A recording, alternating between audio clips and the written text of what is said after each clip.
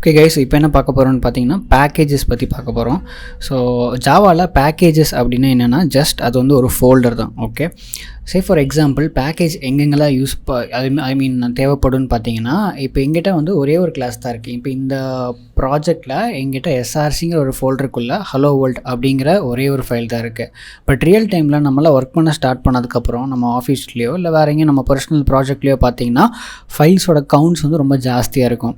For example இப்போ நான் ஒரு ப்ராஜெக்ட்டில் ஒர்க் பண்ண போகிறேன் அப்படின்னா ஒரு 100 ஃபைல்ஸ் 200 ஃபைல்ஸ் இருக்கும். ஓகேவா? ஸோ எல்லாமே வந்து நம்ம ஒரே ஃபோல்டரில் அடியில் க்ரியேட் பண்ணோம் அப்படின்னா அது வந்து ஒரு கன்ஃபியூஷனாக இருக்கும். நமக்கும் வந்து எந்த கிளாஸ் எதுக்கு யூஸ் ஆகுதுன்னே தெரியாது. ஓகேவா? ஸோ அந்த மாதிரி சினாரியோஸில் கிளாஸஸ் எல்லாம் ஒரு சில கிளாஸஸ் எல்லாம் கிளப் பண்ணி ஒரு ஃபோல்டரில் போட்டுட்டு, அதே மாதிரி வேறு சில கிளாஸஸ் எல்லாம் வேறு ஒரு ஃபோல்டரில் போட்டு குரூப் பண்ணி ஒரு ஃபோல்டருக்குள்ளே போடுறதுக்கு தான் வந்து நம்ம பேக்கேஜஸ் வந்து யூஸ் பண்ணுறோம். ஓகேவா? ஸோ பேசிக்காக எப்படி வந்து ஒரு பேக்கேஜ் க்ரியேட் பண்ணுறது அப்படின்னு சொல்லி பார்க்கலாம். ஸோ இந்த மாதிரி எஸ்ஆர்சி ஃபோல்டரை ரைட் கிளிக் பண்ணிக்கோங்க. ரைட் கிளிக் பண்ணிவிட்டு நியூ, அப்படியே கீழே வந்தீங்கன்னா பேக்கேஜ் அப்படின்னு சொல்லி ஒரு ஆப்ஷன் இருக்கும். இது கிளிக் பண்ணிங்கன்னா ஒரு சின்ன பாப்பப் ஒன்று ஓப்பன் ஆகும். அதில் நியூ பேக்கேஜ் அப்படின்னு சொல்லி நம்ம நேம் கொடுக்க சொல்லி கேட்கும். அதில் போய்ட்டு இப்போ நான் கேல்குலேஷன்ஸ் அப்படின்னு சொல்லி ஒரு நேம் கொடுக்குறேன், ஒரு ஃபோல்டர் நேம் கொடுக்குறேன். ஓகேவா? ஸோ இப்போ இங்கே பார்த்தீங்கன்னா எனக்கு இமீடியட்டாக வந்து ஒரு பேக்கேஜ் க்ரியேட் ஆகிடுச்சு. இதை பேக்கேஜ்னு சொல்லலாம், அப்படி இல்லாட்டி ஒரு ஃபோல்டர்னு சொல்லலாம். ஏன் அப்படின்னா இதை ரைட் கிளிக் பண்ணி ஓப்பன் இன் எக்ஸ்ப்ளோரர் அப்படின்னு கொடுத்தீங்கன்னா லைக் நமக்கு சிஸ்டம், அதாவது நான் விண்டோஸ் யூஸ் பண்ணுறதுனால என்னோடய ஃபைல் சிஸ்டம்லேயே போய் எனக்கு காட்டும். அங்கே போய் பார்த்தீங்கன்னா எனக்கு இப்போ ஒரு ஃபோல்டரே க்ரியேட் ஆகிருக்கு, கேல்குலேஷன்ஸ் அப்படின்னு சொல்லி ஒரு ஃபோல்டரே க்ரியேட் ஆகிருக்கு. இப்போ அதுக்குள்ளே எனக்கு எந்த ஃபைல்ஸுமே கிடையாது. ஓகேவா? இப்போ நான் ஒரு ஃபைல்ஸ் க்ரியேட் பண்ண போகிறேன். இப்போ கேல்குலேஷன்ஸ் உள்ளே போயிட்டிங்கன்னா நான் ஒரு ஜாவா ஃபைல் க்ரியேட் பண்ண போகிறேன், ஆட் அப்படின்னு. ஓகே, அதே மாதிரி டிவைட் அப்படின்னு சொல்லி இன்னொரு ஃபைல் க்ரியேட் பண்ணுறேன்.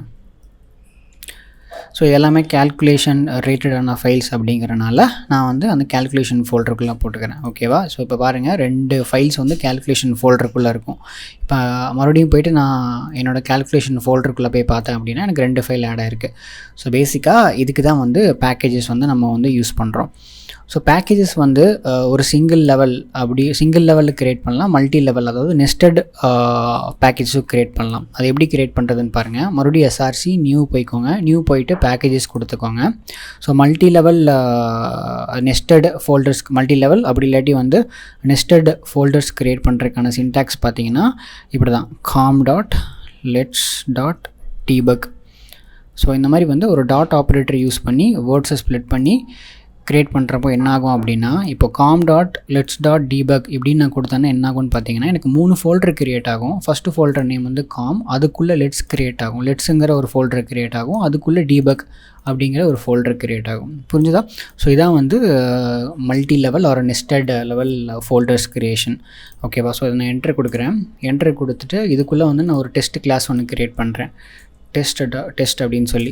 ஓகேவா? ஸோ இப்போ இதுக்குள்ளே வந்து ஒரு டெஸ்ட் கிளாஸ் க்ரியேட் ஆகிருக்கும். ஸோ இது எப்படி வந்து நம்மளோட மிஷினில் ஃபோல்டர்ஸாக க்ரியேட் ஆகிருக்குன்னு பார்க்கலாம். மறுபடியும் ஓப்பன் இன் ஃபைல் எக்ஸ்ப்ளோரர் கொடுக்குறேன். எக்ஸ்ப்ளோரர் கொடுத்தோன்னா இங்கே மாதிரி பாருங்கள், எஸ்ஆர்சிக்குள்ளே காம்குள்ளே ஒரு ஃபோல்டர் க்ரியேட் ஆகிருக்கு லெட்ஸ் அப்படின்னு சொல்லி, லெட்ஸ்க்குள்ளே ஒரு ஃபோல்டர் க்ரியேட் ஆகிருக்கும் டீபக்குள்ளே நம்ம லாஸ்ட்டாக க்ரியேட் பண்ண test.java அப்படிங்கிற ஒரு ஃபைல் க்ரியேட் ஆகிருக்கு. ஸோ வந்து இப்படி தான் வந்து ஜாவாவில் பேக்கேஜஸ் க்ரியேட் பண்ணணும். ஸோ பேக்கேஜோட யூசஸும் அதான். ஸோ பேசிக்காக சில ஃபைல்ஸை வந்து கிளப் பண்ணி ஒரு ஃபோல்டர்ஸாக போடுறது தான் வந்து பேக்கேஜோட யூசஸ். ஓகேவா?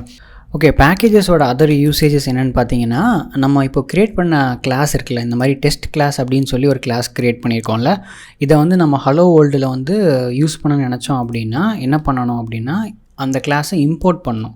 ஓகேவா? நம்ம டெஸ்ட் அப்படின்னு டைப் பண்ணும் போதே நமக்கு இங்கே வந்து சஜஷன் காட்டுது com.lets.debug. ஸோ இது என்னென்னா பேக்கேஜ் தானே. ஸோ இது வந்து ஒரு பேக்கேஜ் நேம், அதுக்குள்ளே டெஸ்ட் கிளாஸ் இருக்குது அப்படின்னு சொல்லுது.